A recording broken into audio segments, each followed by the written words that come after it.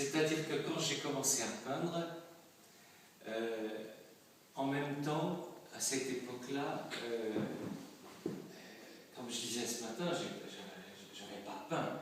J'avais arrêté de peindre, j'avais, je sais pas, 20 ans, 22 ans. Et ce que je faisais à l'époque où j'ai arrêté de peindre, c'était de la peinture d'amateur, même si je peignais beaucoup. Je n'étais pas un artiste positionné dans le champ artistique. J'étais un jeune qui avait envie de peindre, et puis c'était tout. Donc jamais c'était cette peinture que j'ai faite quand j'étais jeune, elle est anecdotique, elle n'a pas de sérieux, elle n'est pas sérieuse. Bon, voilà, je fais ça.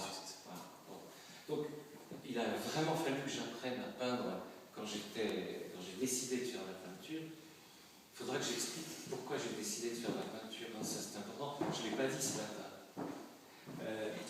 Alors, oui, donc je disais, j'ai découvert sur l'écran de mon ordinateur parce que, en même temps, je me disais, bon, au début, vu mon âge, vous pouvez comprendre que les premiers ordinateurs, tout ça, ça me gonflait, ça me fatiguait. Je suis pas né dedans. Hein. Donc, au bout d'un moment, je me suis dit, il faut m'y mettre. Je n'ai pas le choix, il faut avancer, il faut m'y mettre.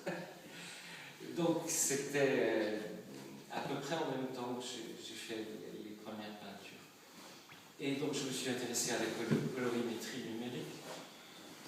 J'ai regardé ça, j'ai commencé à tripoter Photoshop, etc.